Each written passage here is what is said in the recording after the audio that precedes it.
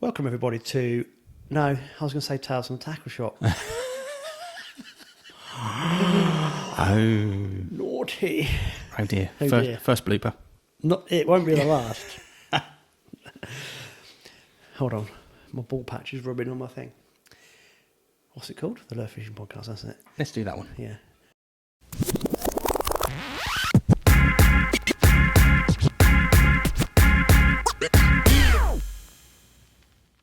Welcome everybody to the Lure Fishing Podcast, episode 11.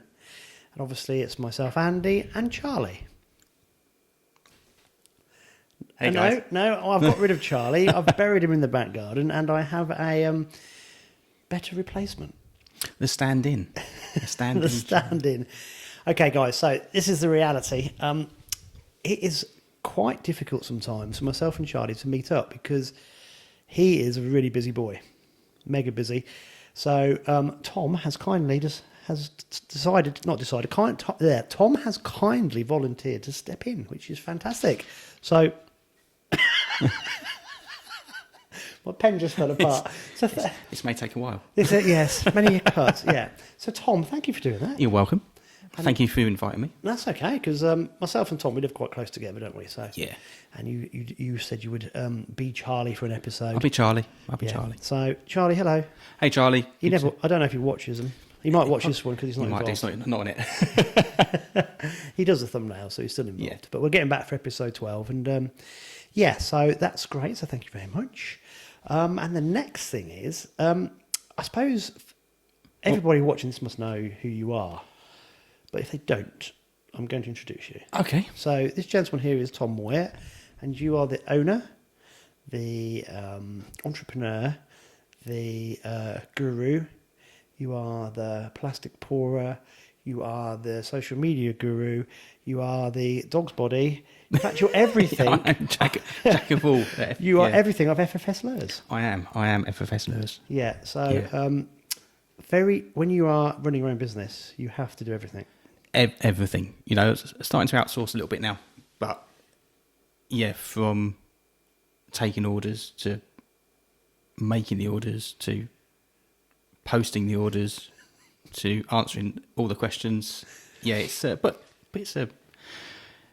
love. It's a job. It's a job. It pays the mortgage, and it has done for the last couple of years.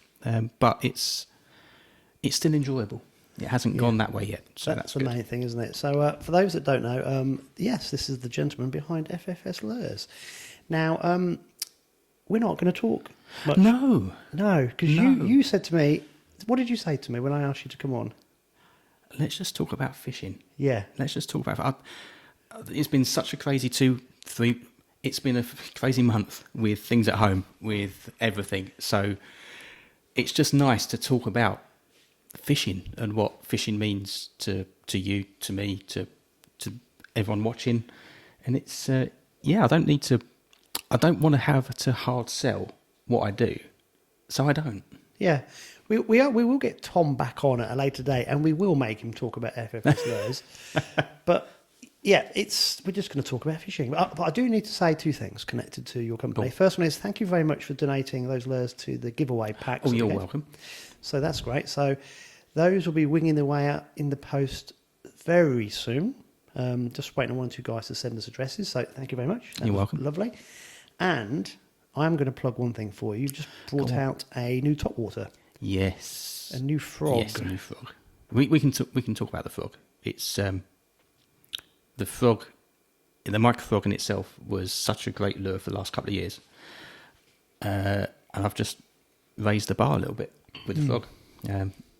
It's difficult to redo the frog because it's such a loved lure by everyone that buys them. But the mould was wearing out. The mould was obtainable from a mould maker, not myself. So I spent probably 3 months redesigning the frog and water tests and everything else. And we done it. Yeah. We did it. We completed 2 sizes. They don't sound big or different in sizes. It's a 35 and a 40 mil, but actually there's a huge difference between those, and there will be another one after that as well. you've got to check out the foam insert. Yeah, that's that one's. I'm still cutting those molds as we speak. Yeah, well, I will put a link in the description to the new frog because I'm not using it because obviously it's ideal for the new river season. But this foam insert is a fantastic idea.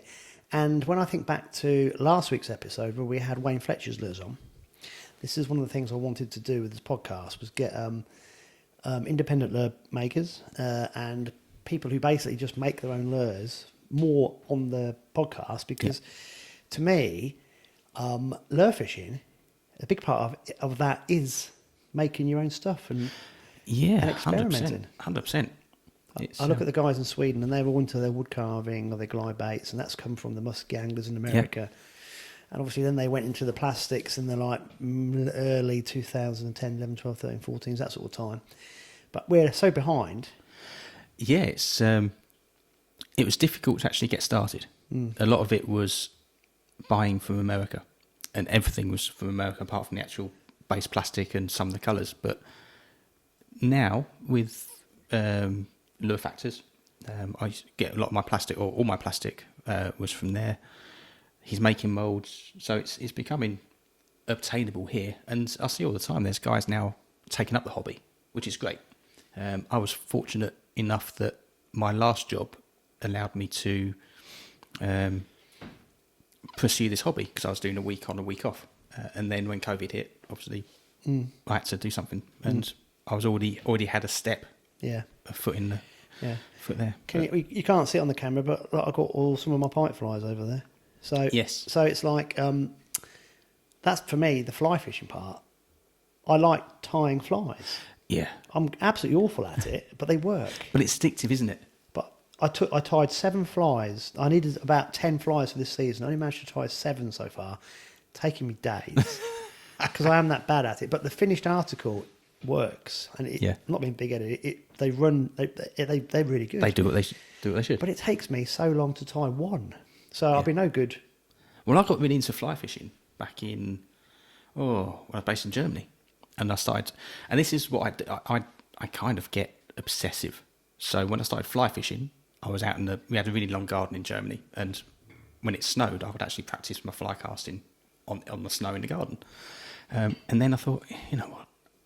Instead of buying these flies, I'm going to make them. And then you go down that rabbit hole of fly making, and my word, it's addictive.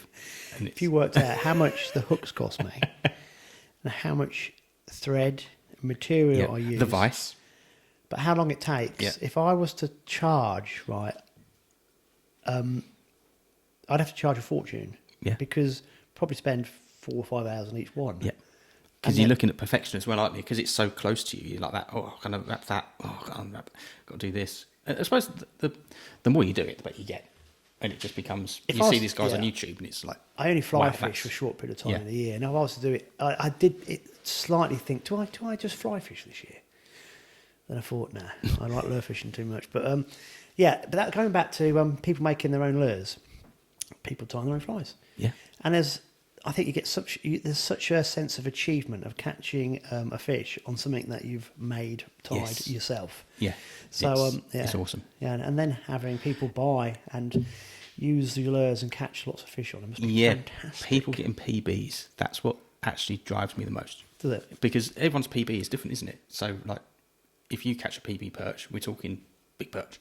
If I catch a PB perch, it's medium-sized perch. If the guy's just starting catches a PB, it might just be his first perch. Yeah. And you get so many stories like that. We just think, that's awesome. I suppose that's the benefit of social media, that you do find out. People can tell you what you're doing or what they're doing. And it's a great way. The lure fishing community is really good for that. There's obviously the dark side, but the light side is people just love fishing. Most of it's fantastic. Yeah. I get a bit disappointed with 1 or 2 things that I see, but most of it's absolutely brilliant. Yeah, it is. And coming from a bait fishing pipe background, which was just awful. Oh, God. The lure competition scene's lovely. Yeah. And so you're right. It's and the social media side of most of it is fantastic, isn't it? Yeah, it's really good. I did forget to. Did I mention I was going to put a link in the? I did, didn't I, to the frog? We got off the tangent massively there. Okay. Now, that you touched on a point, and one of the things we wanted to talk about was I've been fishing with Tom a few times, and it's interesting that I did a Topwater video last year, didn't we? And we had a great time doing it. Oh, it's fantastic. And the biggest perch we caught was probably about 4 ounces. Yeah. And we were going for a 2-pounder. Yeah. And it just didn't happen. Still actually not sure if big perch actually exist in this stretch. I don't know. They probably do, but I'm not good enough to catch them. But it was what got me struck from that day that we spent, and obviously the few days we've had out here and whatever. Yeah, on the local. You are so much more tuned into getting a response from anything's the wrong word, but what's there. Yeah. And I'm much more of if I don't get it straight away, I'm moving on to Yes. And there was and you were taking so much delight, as in, as soon as even like the smallest perch you tricked on a fluke. Yeah. And you were giggling. Yeah. And I it's thought, like, wow, how did you do that? It's... A couple of weeks ago, I was fishing with DB. And fishing with him was really, really interesting because he caught a pike of about, I don't know, 5 or 6 pounds. And he caught it straight away and he was elated. And I've fishing with him and him being so excited and a natural reaction, and fishing with yourself and fishing with 1 or 2 other people recently, I've realised that I've actually gone too far. So by searching for big fish, and it's got to be at least 20 pounds, or it's got to be at least a 3-pound perch and so forth, it's okay to give yourself targets, but you get to a point whereby actually, if you're not careful, you're losing the joy of actually catching a fish on a lure. So when I fished with Charlie inshore off Brighton, catching sea fish that I had no knowledge of, I actually went, this is why. It's really enjoyable. This is why I started fishing as a kid. Yeah. See, I don't make targets. I don't set myself targets, because if you set yourself a target, or if I set myself a target, I'm so focused on that target that it does detract. So when I first started lure fishing, I wouldn't fish any lures under a certain size, and now I'm fishing like a 1-inch lure on a drop shot just for bites, just for the fish, because it's having. I don't mind blanking if I'm going out for big fish, but my time now has changed from I could used to go out fishing every 5 minutes. Oh, I'm just going to go down the local. Going to go down the local. Now it's I'm going to fish this weekend, or hopefully so, or I might get a couple of hours. So actually, I'm fishing for bites. I'm still catching big fish. You know, I'm still catching like 46, 47 centimetre fish, but I'm not worried about it anymore. It's almost like if they're there, they'll bite. It's almost like that pre-commercial fishery where you just went fishing as a kid and you just said, what are we going to catch? Well, we're going to use maggots and we're going to have a size 18 hook on a waggler and whatever comes along. And eventually you're going to get that 2-pound tench, which is a monster. But you're going through all the small fish. And yeah, you're right. So it's and that probably mirrors, because you just BFS fish, don't you? Yeah, I just used the bait cast and the Did I say that right this time? You did. You did. Well done. It's taken me 11 episodes to get it in the... Wow. But what the thing with the BFS stuff is that it's... The cast is part of the fishing. So if I make a great cast, that's enough for me to go, wow, that was an awesome cast. I got it under that bush, I got it there. And if I catch a fish on it as well, on that cast, it's like it explodes into, wow, that's a great cast. I was in the right place. I thought it's where the fish were going to be. I managed to get it to just plop in front of it or whatever, and it whacked it. Whereas I think I used to get, oh, there's nothing there. Oh, there's nothing there. Oh, there's nothing there. But now, because the BFS, and it's all very much everything from letting go of that lure to get it in the water. I was fishing the frog on the local lake. Didn't catch anything, but actually just casting it and retrieving it across the top water, you're like, oh, it's going to happen. Oh, it didn't happen. Oh, a couple of follows off pike, but that was it. And it's like, oh, that was fun. Yeah. And I enjoyed that. Yeah. More so than catching a 4-pounder that took me all day. Yeah, that's still a great day. That's still one of those where I go, yeah, that's awesome. But a lot of times I actually go home. If I've caught really good fish, that's it. I'm done. Go home, finished. What are you going to do? You're going to beat that? Well, I might do, but I'm happy to go home on that. Yeah. Yeah, it's different mindsets, which is great, Yeah. isn't it? Because I think we mustn't lose the joy of where we go in the first place. Because as soon as you start fishing for, it's intrinsic, extrinsic. So I'll give an analogy of sportsmen winning trophies and money. So when sportsmen and women start, like professional footballers, playing the sport to get more money, it's an external reward. Yep. They're not playing for the love of the game. So you're always going to have a better performance when you're doing something for the love of it, rather than the external reward. Yeah, and that's very important to hang on to, isn't it? When I used to play rugby, it wasn't about the winning, which was lucky because we rarely won. But it was all about the contact. It was about the breakdown. It was about the actual. It was about the game. It was, did you do well when you got the ball? Yes. Did you drop it? No. I sold this guy a dummy and I almost scored. But it wasn't always about the win. Yeah. And I suppose I've never been like that. It's a strange concept, but rugby's a strange game though, because you can beat your opponent but still lose, can't you? Yes. Yeah. That was a long time ago when I played. Yeah. And my body was still able to move. Oh dear. No, it's good, and I think that's something that we could all learn. That is, you watch kids who are into fishing and they just love it, don't they? Yeah. They get so excited about all those little things, and it's nice to go back to that side of it at times. Well, all the time, really. Okay, so we're not too far away from June the 16th, so we're just under a month. Yeah. So are you gearing up for the river season? I am. I don't know where to go yet. I was meant to build a boat or fit my boat out this close season. You were? I was, and that has fallen by the wayside massively. But I have built a fence, so that's good. What, you're going to sit on the fence and row? Yeah. I got a story about this, Yeah. right? I went to Antigua on holiday years ago, and you go on their obligatory rum boat. Yeah. And I remember the hotelier we were staying with said, don't drink the rum on the way out. If you do, you won't remember the way back. Yeah. So he said, stick to the beer. That was his only bit of advice. It was good advice because I saw one guy on the rum on the way out. Anyway, they took us off this island, and the island was full of aloe vera bushes. Yeah. And it was hot. And then round the corner were these two Antiguan guys with their Rastafarian haircuts. They were on a door. They were rowing. Right. Awesome. But sitting on a door, and they had a big bag of aloe vera shoots because they were finding lobsters on North Shore. Do you remember that advert? Yeah. So they were finding all the burnt holiday makers. So they come on the shore, and they were walking along with this bag of aloe vera, and they're selling the aloe vera, and they come up to me. I said, "They go, do you have aloe vera?" I went, "But there's bushes of it there. Oh, this is better." And I'm thinking, these poor guys, I don't know where they come from. Paddle this door. It looked like it was a door. It obviously had flotation underneath it. But so when you mentioned, that's awesome. It was just the strangest thing out ever. Apart from the guy who had hit the rum on the way out. On the way back, he was suffering. He was a mess. Yeah, we made him walk the plank. He had annoyed everybody on the boat, and it was funny. So we just made him walk the plank. Oh dear. Yeah, I don't know if we went back from. I can't remember. Right, so you've made a fence. Yes. What? Yeah. Yeah. It's to do with a boat. So I've got a small boat and I've got a slightly bigger boat, but I need to put the small boat somewhere.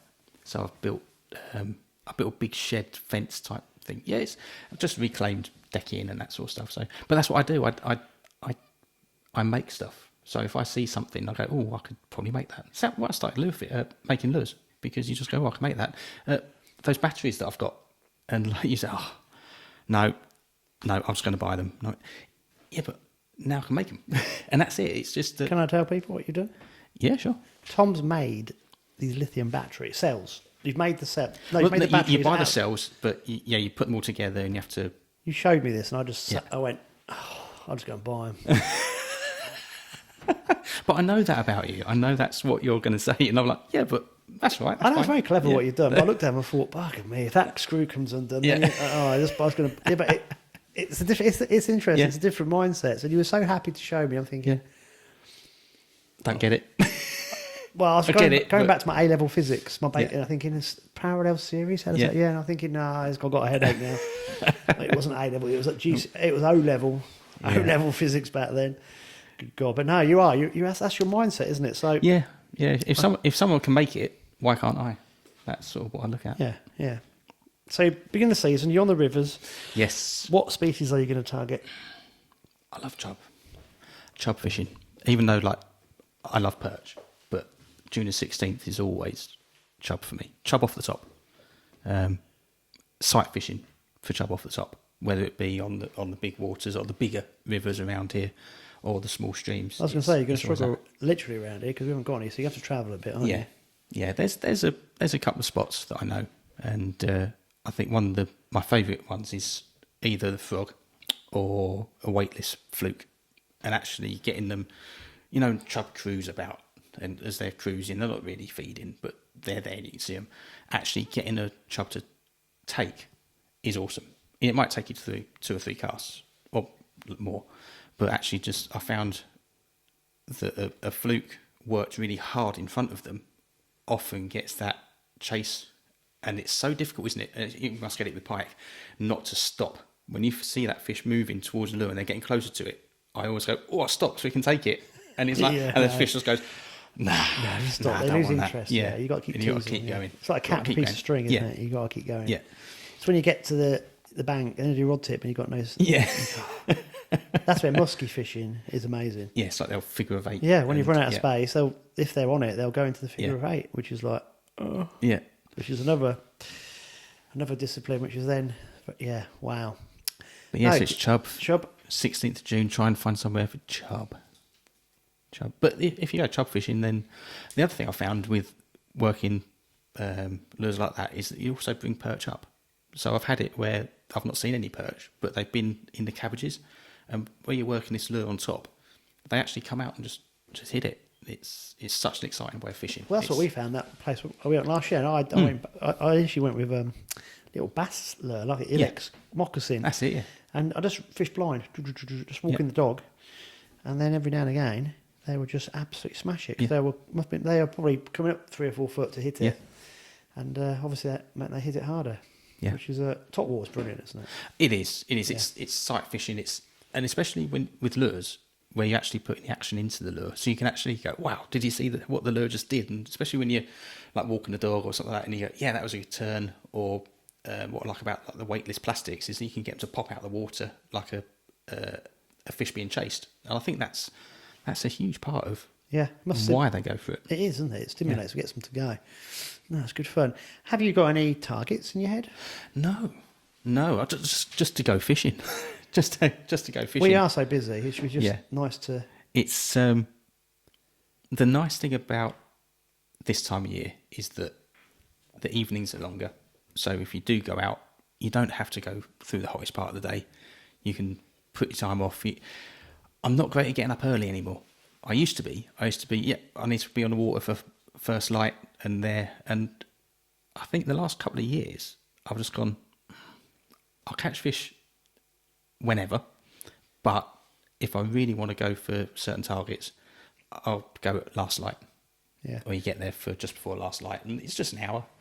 And like with the perch, especially on Topwater, there seems to be a switch on, switch off. So they'll start, you'll catch fish, and they'll be suicidal, and then all of a sudden that light level just goes a little bit, and everything just goes dead. It's okay, time to go home. I know people do fish for perch in the dark, but I think the consensus is that it's got to be a couple of hours dark, and then they start to feed again. But by that time, if I'm there before last light, I'm done. Unless I'm zandering.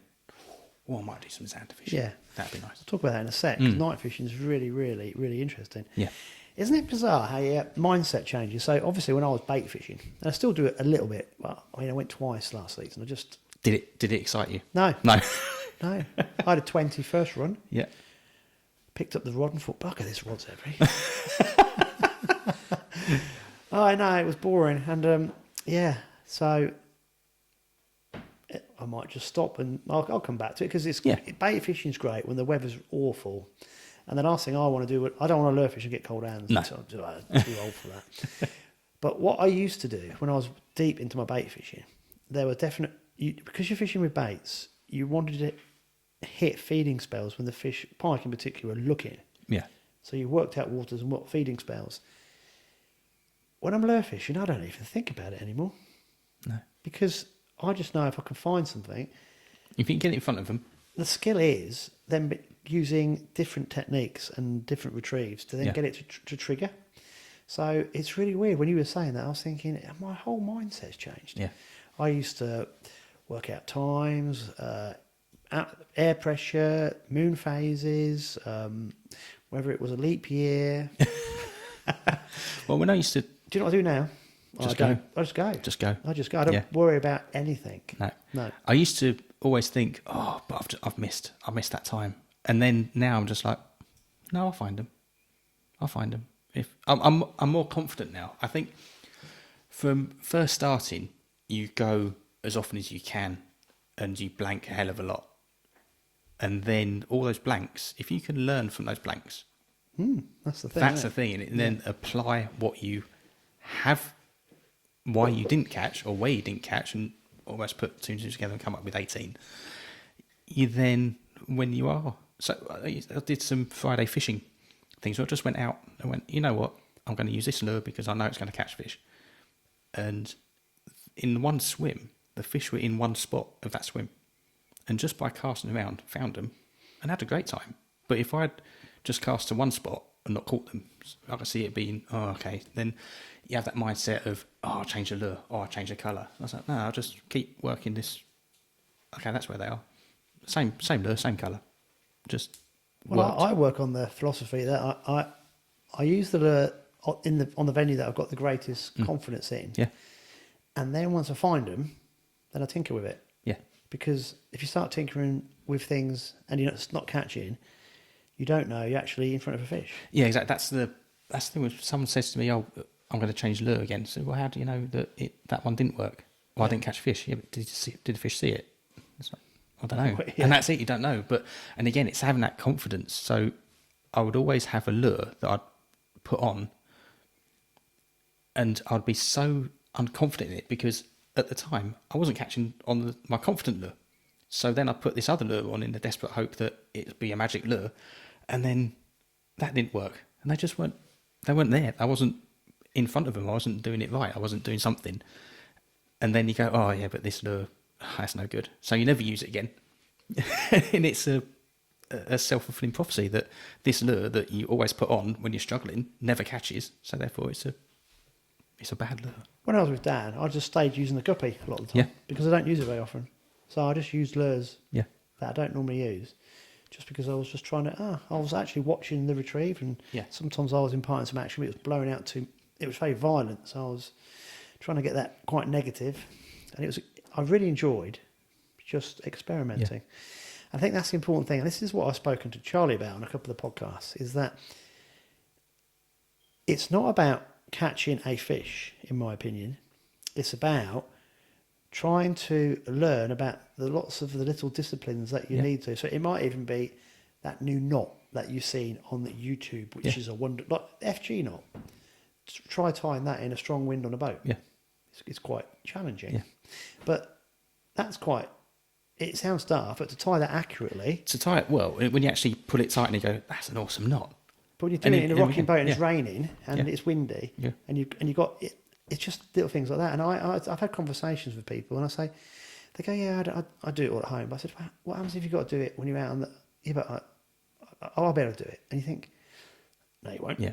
And also, it's about trying different retrieves with the lures that you normally catch with. And then when I've done this loads. I've taken off my going lure and I've actually had a whole range of colours of that same lure when I know I'm on Just them, to see, yeah. just to see. And because I always think there's got to be a better colour than the one I'm using. There must be. Yeah. There's no way I found the best colour. And also, can they tell colours? So I was experimenting with perch and I'm pretty convinced they can. Looking at pike, I'm thinking, do they just want to see something? Yeah. They're not, I don't think they're overly bothered about the colours. I think if it's clear water, you don't want to scare them with a frightener. But you put a frightener on something might. It does work. Yeah. You go into murky water, you want something dark so they can see it. But sometimes something else will work. So you kind of go, do you know what? It's location with them. This is what, and it was Zander fishing in Belgium. So when I was working over in Belgium, I used to fish their canals, and they're big canals. and they have big barges that go down them. And even though it was dirty water, natural colours worked. And it's one of those where you go, oh, that's weird. So one of the colours I have is like a green pumpkin top and a pearl bottom. And you wouldn't throw that here in those conditions. No, but you're not a fish. Exactly. So then, Yeah. when I put it on in Belgium, I was catching fish in this dirty water. You're like, what? What? Okay, that's... But my go-to is dark for coloured water and everything else. But I have confidence in that. Yeah. Do I catch the fish on that colour in those conditions because I'm throwing it in the right place? Or is it irrelevant? I don't know. I think if you've got confidence in something, you actually fish it better. Yes. You're more in tune. It's when you're Yeah. experimenting and chopping and changing, it's kind of like, oh, it's not working. Yeah. Therefore, the smallest differences can make Yeah. a big difference to what's happening at the terminal end. I'm going to tell you something else now, which is you're going to go, no way. So the guppy was designed by a guy called Joe Peterson, who is an American muskie angler who makes these fantastic carved wooden baits. And Joe's really famous for the paint jobs he puts on these lures. He has his go-to are these big eyes, big gills, but the paint jobs are brilliant. But he designed the guppy, which was a wooden bait first, but then CWC picked it up and mass-produced it in the plastic form. Yeah. He always told me about his dad. His dad is a great believer in the human can pass electricity through the rod and line. So when you are stressing a bit, when you're trying to force things, he gives off this feeling. When you're relaxed. It's chilled. Less, and I'm thinking, it can't be. And he was absolutely adamant. And apparently there's been some studies done that we actually produce an electric field. Energy, Yeah.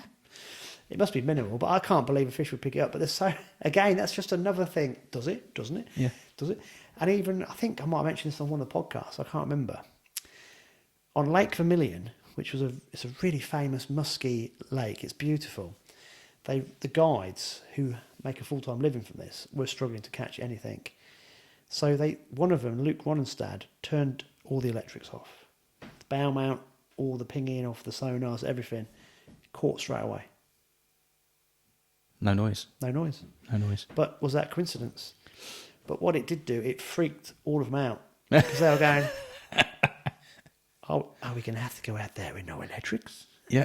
That was a really bad American accent, but it was like, and you just think, we apply a human brain and logic to try and do something. And we're actually, fish don't think like us. No. So your Xander in Belgium, they can see what's going on. Of course they can, because fish don't change colour. That's why Xander feed at night all the time, because it gives them cover so they can hit the prey. They can still see everything. Yeah, and, a roach doesn't change its colour just because the water's dirty. But are they picking up exactly the electrical signals of fish as well? Don't know. Although they must be. With the pike has got all those, what's it called? All those pits. Yeah. He can pick up electrical impulses. Well, because do you ever find when you used to float fish as a kid, you get a bite develop, and it happened too often not to make something. So if I would then pick up the rod, the fish would. Yeah. But then if you actually left the rod alone, the bite would develop and do Swing it. tip. Yeah. So we'd sit there on the fen drains, swing tip on your lap, hand on the rod. Yeah. The moment you turn around, every time, cup of coffee, you pour the cup of coffee and this tip would go, wow, and just hang there and you go, oh, and you drop everything, cover yourself in hot coffee, put your hand down and it would go, Yeah. and you go, no. Yeah. It was coffee and juices, and from the old man, it was every time he used to roll a cigarette, he'd like, and as soon as he do that, it's gone. Obviously, this is coincidence, but it does make you wonder. And it's just one of those. The fishing's brilliant, isn't it? Because there's we postulate and we have these theories, and some people are like so heavy into it. And I just think there's one thing I do know. It's the only thing I know. Pike, right? Before a cold front comes in, I'm talking storm. They go on the feed 72. At some point between the storm hitting and about 72 hours beforehand, it kind of whether it's some kind of feast or famine thing, They kind of know. It's my best days fishing locally was the day of Storm Doris. It went mental. The Yeah. perch were just smashing They everything. seem to know when a Yeah. cold front's coming in. Yeah, I don't just- know. It's survival, I suppose. Yeah, but that was all at midday. That was like middle of 12 noon. I was catching big perch because they were just, you just saw they were smashing everything in front of me. Throws it. It's a big Yeah. cold front coming in. yeah. Throws everything out the window. Yeah. But all the rest of it, you have all these theories, and because musky fishermen are great believers in moon phases. Yeah. And there's 4 triggers in a day, and you go over there, and we were getting up at 2:00 in the morning, just this bloody Just moon to hit that phase. And I'm phase. thinking, oh, we've been asleep 3 hours, and you go out there, And did you catch? No. No. Lake Vermilion. But We didn't turn the electrics off. that's it. That's it. But yeah, the only thing you're going to do is, if you're not fishing, you're not going to catch. That's the That's constant. the second thing I know. That's the first thing I Yeah. know the most of is Yeah. if I sat at home, I'm not going to catch Exactly. anything. Yeah, and I think it's going out and enjoying it. And then I think it's fun having all these theories and Yeah. it's this, Yeah. it's that, yeah. I mean, one of the things that we did when we fished together was, we said, why are you going to change the lure? No, don't change the lure. Don't change the colour, because this is what they're biting on. That's what I was saying, Yeah, isn't it? Yeah. yeah. And it's like, yeah, you're right, because why would I? It's just the fact that you're not fishing in front of the fish, and then next second, I agree, wash. believe in that. Yeah, Yeah, I fish just- on. Why change it? And also, well, I said to you, because we went down the river and it was cold, wasn't it? Yeah. And I put a big thang on. Yeah. And you were going, what's a bit? I said, yeah, but I want to get a reaction. Yeah. And you said, oh. Yeah, okay. How was that? And you went really, really Yeah. small. Yeah. But I wasn't right. It was just a different way of doing Yeah. it. Yeah, it's a different mindset, and it's like the Xander at night. You know, I didn't change my lure or technique for all of that night sessions, all those night sessions I did, because why would you change?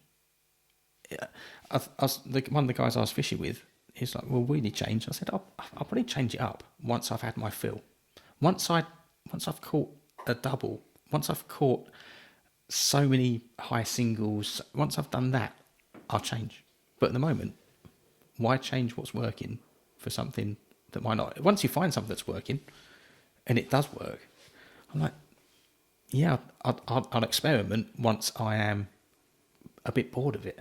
Do you think colour... Okay, that's because night fishing for lures is something I want to do more of. Yeah. Because I've done very little. I mean, I went once for you, didn't I? And it was lovely because it was back end of the winter and it was very still. Yes. And it was lovely. Yeah, it's lovely. Because it wasn't cold, was it? No. And we had a cup of coffee, some biscuits. And it was just a nice way of 2 or 3 hours in the evening. Because on a winter's It's day, chilled, yeah. it's dark at 4. Yeah. So I think we're out at 5:30, 6. And you think, Yeah. it feels weird, but this is good fun. So I intend to do a bit more next year. But it was weird because I'm thinking, right, I don't know anything about this. We're fishing for Zeds, but pike will hit it as well. The amount of pike I've had at night. So I'm thinking, well, surely you need to go shallower because it needs to be a silhouette. Yeah, and you see it from the top. And then Yeah. you're thinking, well, really, something just dark. Yeah, it's Don't so know. strange, and also a lot of guys say, "Oh, it's got to be UV." No, none. Why? It was all on Junebug. It was all on the Junebug colour, and it was not on anything thumpy. It was a fluke. It was a pintail fluke. And when I drop shot fish, I am retrieving, pause, retrieve, pause, Yeah. or move, pause, move, pause, move, pause. So there's no real, it's a big body bait, but there's no flappy bits to it. There's nothing attracting them. And again, I found the majority of my fish came from a long cast, so I was actually bringing it back down the channel more. But I was still catching fish from just pitching straight in front. And again, if it's my theory was, if they're there and I put it in front of them, they're going to smash it. And so all those times that I went and there's like 500 metres between fish, it's a difficult thing to comprehend, to say, well, there's just no fish there, or you didn't pass a fish. But then when you did catch them, is oh, well, there's some bait fish there, and there's some bait fish there. And these drains that we're on, you can go hundreds of metres with nothing. Yeah. I've done it when I've had the fish finder on, and all of a sudden you find a bait ball, a shoal of fish, and that's where they are. But between one spot and another spot, it can be devoid. I always, every year, mean to do this, and I haven't done it since 2016, but I went out in the wilds looking for the bream shoals, and I found this bream shoal 2 years running, and it was biblical. It was huge. But honestly, for miles either side, there was nothing. Nothing at all. Absolutely nothing. Yeah. I never seen anything like it. It was like the gathering of the clans. Because I found them, the second year, I found the bream moving, these pods. And I thought, I wonder if... And they were moving in the right direction. They were a long way away. And then they overwinter in this one spot. And it was unbelievable. It was just something else. But the third year, they weren't there. Yes. And then you go, well, where did they go? Well, I hope they weren't netted. Yeah. Because... Yeah, they stopped. They couldn't get through. These fish... Yeah. Well, no, they'd be taken with it. These fish move a long way on the drains. And there's a big mass migration of all sorts of silverfish, which means there has to be a migration of predators as well. But you're right, there's an awful lot of nothing. So you have to put the legwork in to find out where they are. But that is part of the fun factor, isn't it? Yeah.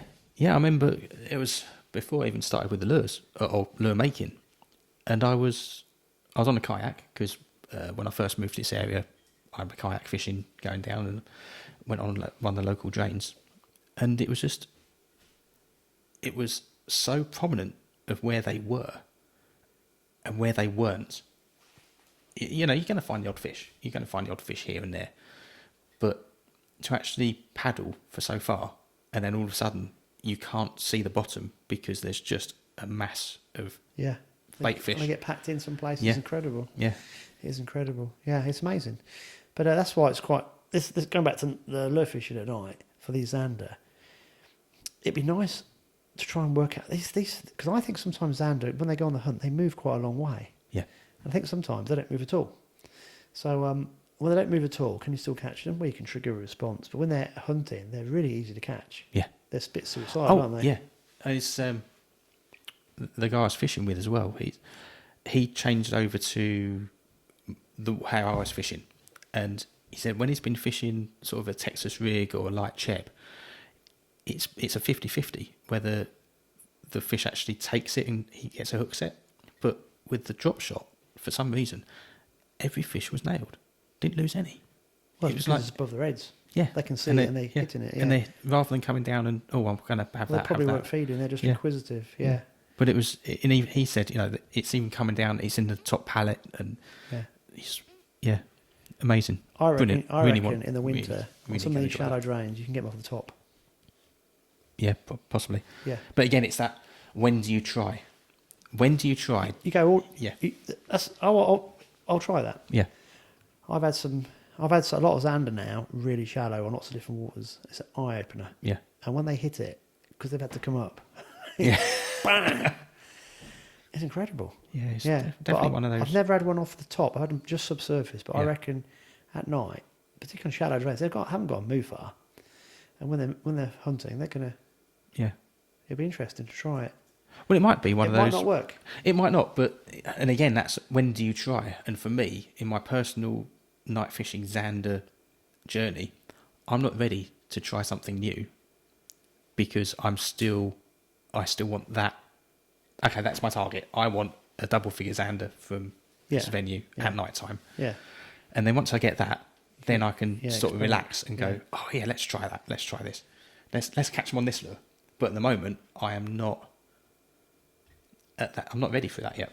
I'm not ready to experiment. When I was in my 20s, so this is in the 1990s, what we used to do, sort of September time, we used to take 2 bait rods, like, when I say bait, I don't mean bait catch. I mean, obviously you caught your live baits from the venue Of course, first, yes. so you weren't transporting live fish. I just wish to clarify that. And also you just use little roach, bleak, whatever, and lip hook them. And we had like a running lead system on just 2 bait rods. Have one in the near margin and one on the far margin. And some of these drains are wide, so you think it's quite a long way apart. And it was 20, 25 minutes. So obviously in the dark, you have to know where you're going. So you get there in daylight, like, I don't know, 6 o'clock, it's getting dark, September about 7, 8. And you walk the stretch first and go, right, if I don't catch, I would have done 6 swims. Because you just do 2 hours into dark. Yeah. So you know I'm going to be here for 3-4 hours. So you can work out how many. I Yeah. might do 8 swims. So I know I'm going to go gonna 1, get- 2, 3, 4, yeah. 5.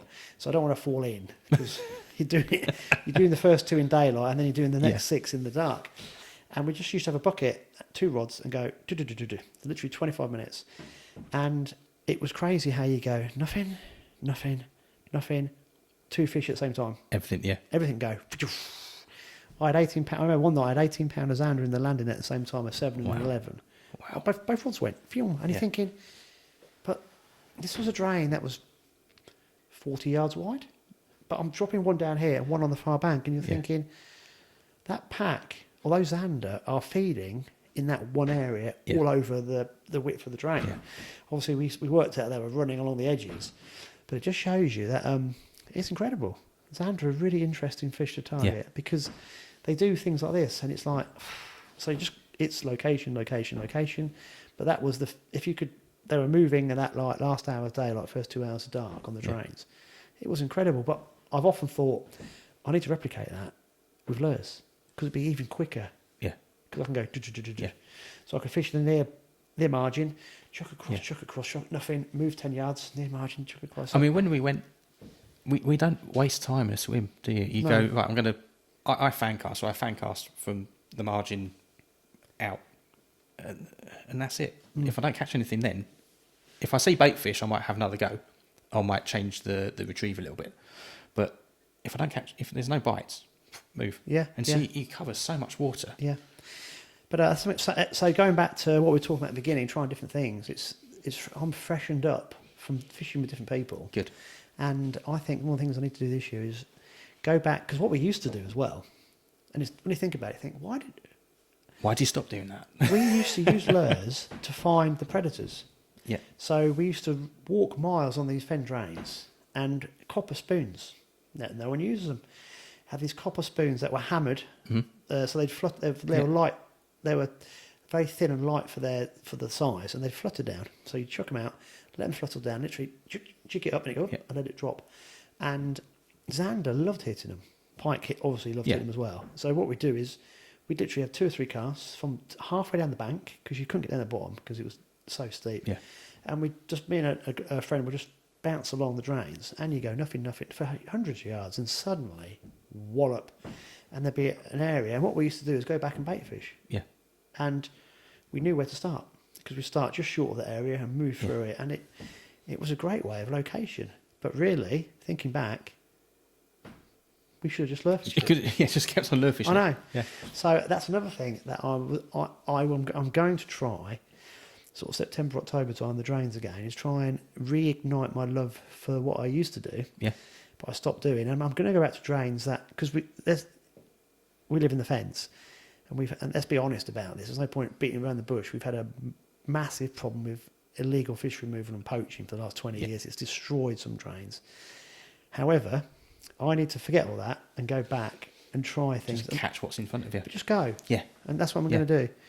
And just because I put myself off by thinking there's nothing there. I know this drain's been walloped by gill nets and dead lines and blah, blah, blah. So, but there will be some gems. And I think that'll be a nice way of discovering them again. Yeah. It's we were doing this just in 2 hours in the morning as well. Yeah. Or I wasn't a qualified teacher then. So it was Alan who was a teacher at the Queen's Boy.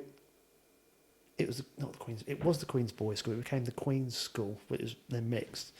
And I did a bit there before I did my teacher training. That's where we met. And we used to go after work. Yeah. Just for 2 hours. And literally go, let's try that drain. And we'd stomp along. Yeah.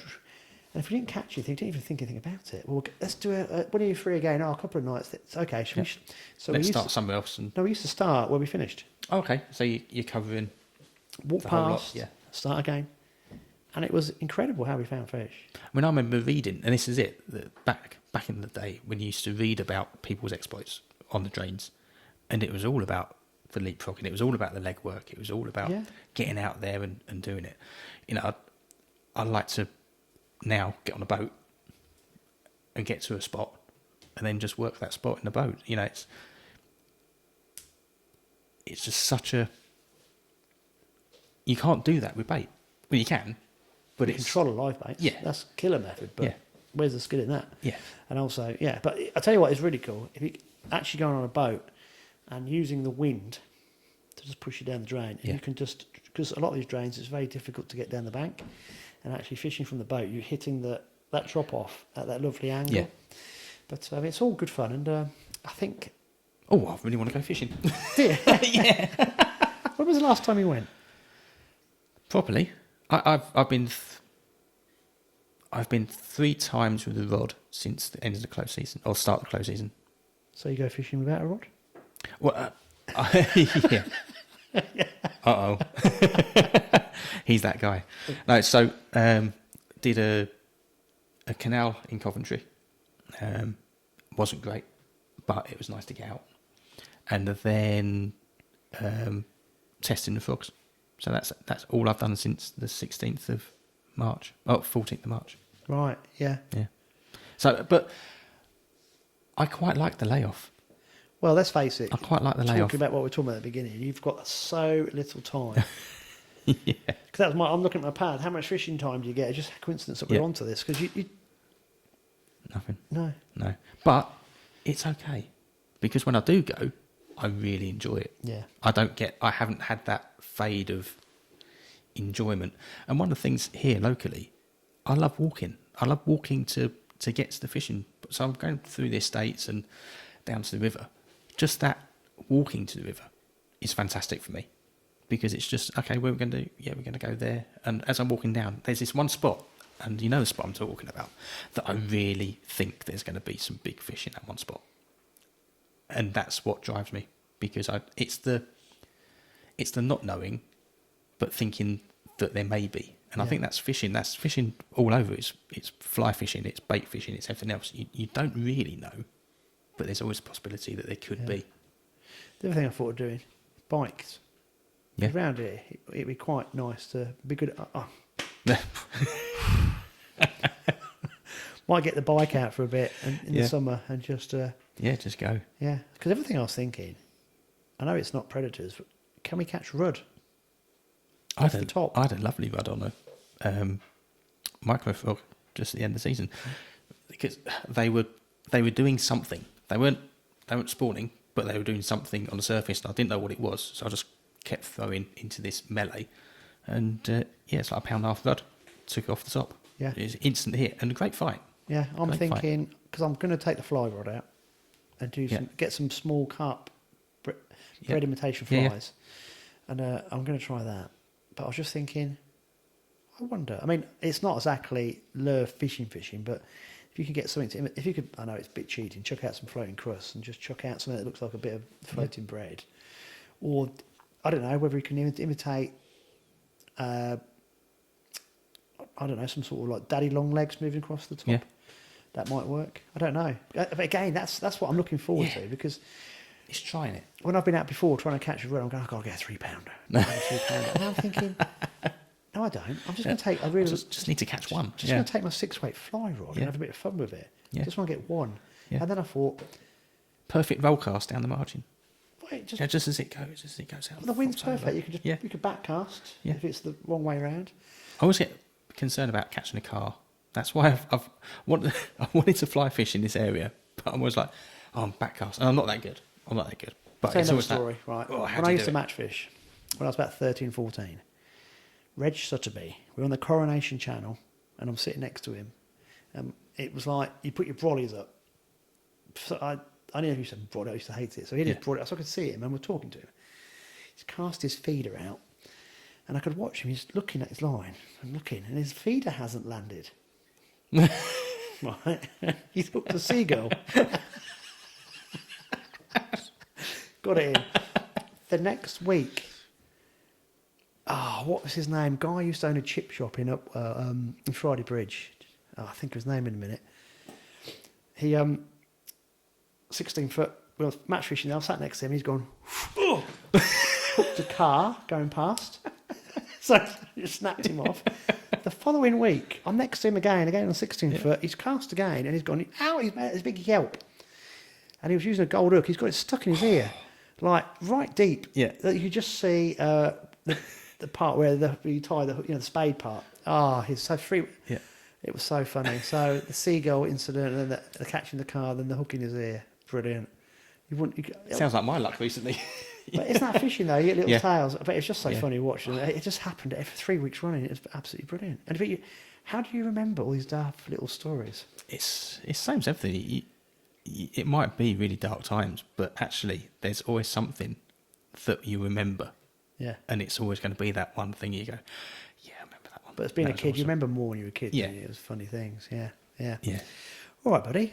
We have rattled on, believe it or we not, really have. nearly for about 45 minutes already. Oh, cool. So Well, hopefully people watched it and still watching. I like your beard. Yes, that's called I can't get out of the house to do anything about it. I didn't know if you were going back to your old I- job undercover. Well, yeah, they're going. Yeah, no, I'm not going Got to say. tan. I almost said it. But no, You've got no. a tan See and what a I big did? beard. Yeah. Didn't know if you were being roped back into some kind of James Bond stuff. Yeah, no. See, look, there's stuff in my head that. No, I'm not saying. Saying it, no. Well, you've been a fantastic stand-in. Thank you very much. No, I really enjoyed it. Thank you, Charlie. Yeah. So we will get you on again, Tom. And we will make. Oh, I'm going to make you talk about FFS lures Right. because you need to. Because you've produced fantastic baits. I'm not saying Thank that you. because you're a friend of mine. Because you do, and they work superbly well. And it's the fact that you've so clever at making these moulds. Okay, yeah, we can talk about that. Well, next time. yeah. Well, we don't want to give too many trade secrets away, but No. obviously I know Tom very well, and he lets me into his little world, and it's just you're a very clever man. No. You are. You've worked out so many things that you don't have a background in. YouTube. YouTube is awesome. You can learn. Actually, that's what I talk to myself a lot. I have lots of voice in my head. That's probably why I do what I do. And I was just thinking, in this day and age, there is so much knowledge at your fingertips. All you've got to do is search the right thing. Yeah. And that's it. So everything that I've done, from the lures to where I am, to all this, it's just. You're pretty. Yeah, okay, you've learned the mechanics. Oh look, yeah. Yeah. You got to make your mistakes and Yeah, see things fly across you're the not giving yourself garage. any And credit here. Yeah. so, did you check that? No, I didn't check that. Yeah, yeah. No, that's bad. But what we do, we will. Well, I'll extract some FFS juice out of you Okay. next time. All right. That sounds really wrong, doesn't it? But God, yeah. But we'll make sure Charlie's involved as well because Oh, yeah, he'd perfect. love to pick your brains. Because I'll tell you what, also doing the podcast with him, and this is what one of the things I really enjoyed doing the podcast with him is he loves lure fishing, and when we did, was it the last episode? I think so. He tied up these little trout jigs that he uses at Hammerfield. Oh, wow, it was like opening up. Proper can of worms. Oh, yeah, I've made these, I've done these. And I'm thinking, that's what fishing's all about, isn't it? Yeah, yeah. Fishing is so much to everyone else, but no matter what you do, the way you fish gives you the same feeling as when I fish. And that's it, isn't it? So even though I might be more about, I want to do this tiny little bit here and that, and I'm just happy to catch a small wasp because it's been a bloody hard week. Yeah. And you catch yourself a big old perch, but at the end, it's still that sense of achievement. And I think no matter what you do with the fishing and how you get there, it's that sense of achievement that really keeps you going. Yeah, as I was saying at the beginning, it's also retaining that sense of reality, isn't it? Yeah. And I think you can get too far down the road. Yeah. You've got to be able to pull yourself back. Yeah. We're not. I didn't get a river record back in 2003 from where I used to live because I was so focused on 8-pound chub. But That's right. I caught a 5 pound. It was £5 on the nose. And when I spoke to the guy in the tackle shop, he said, "Bloody hell, that's huge. That's huge for that river. That is the record." Didn't even get a photograph of it because everything around me was saying £8, but that was on the River Lee. That was on these waters where these chub are monstrous. Whereas actually, I forgot what I was doing. That's a really good story because you caught this £5 chub from a river where that was huge. Yeah. But because you were getting bombarded with Yeah. the angling press and Yeah. these pictures of these big Yeah. chub. Yeah, all these guys telling me that I should be doing this and should be doing that and everything else. It's like, but it's a memory, and that was back in the day. Yeah. If your phone didn't have a camera. No. Right, Tom, thank you very much. Thank you for having me. Something completely different this week, guys. So thank you for tuning in and watching.